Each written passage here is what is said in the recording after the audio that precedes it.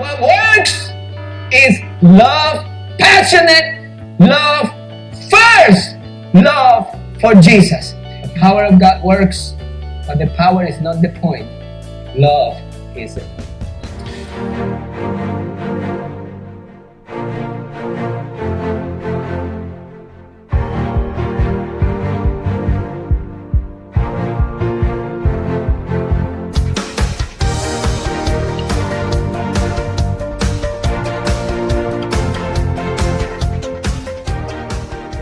In John chapter 21, there is this powerful story of Jesus appearing to the disciples. On the first few verses, this is the third time that Jesus appears to the disciples after his resurrection. Verses 1 through 14, there is a display of Jesus' power because he brings in 153 fish. And the net did not break. You can read this at home later if you want to read the whole chapter.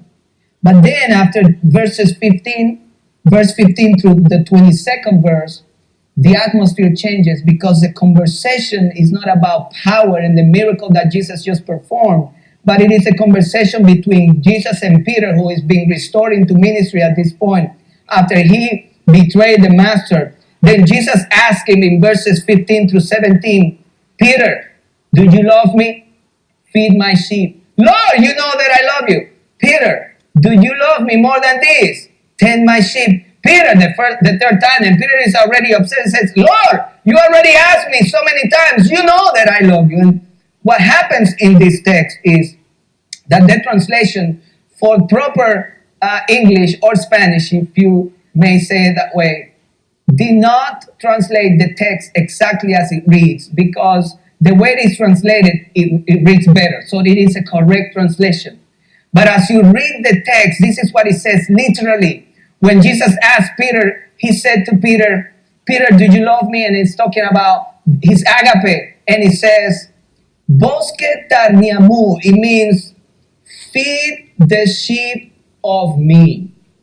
A second time, tend the sheep of me. The third time, feed the sheep of me. And I thought that was very interesting, because maybe what the Lord is asking us to do is, first, we feed of Jesus.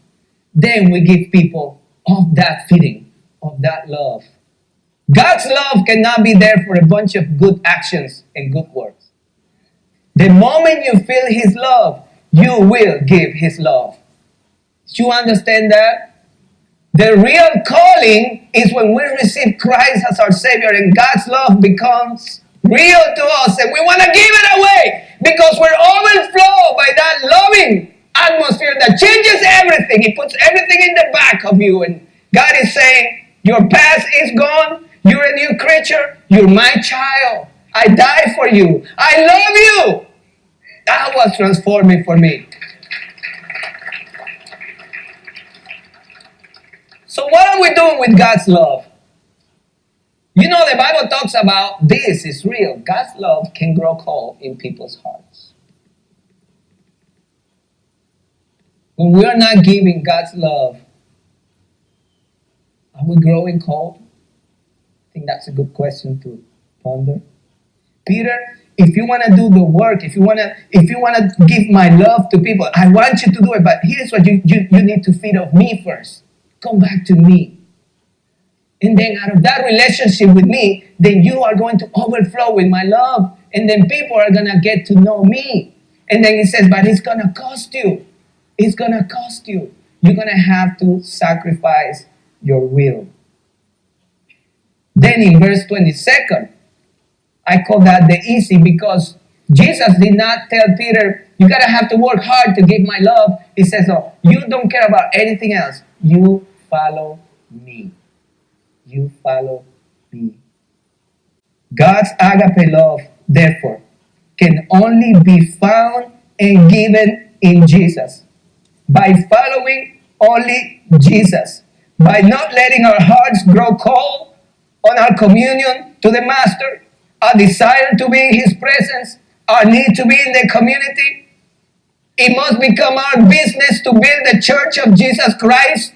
It must become our passion, our desire. The thing that makes us live is that we desire to be and grow in love with Jesus. Never let anything in this life, in this world, not even your troubles, to hold you back from loving Jesus as much as you love Him that first time, as much as He loved you that first time He came to you. When it was like everything was beautiful and wonderful. You were at church on time. You woke up to pray at 6 a.m.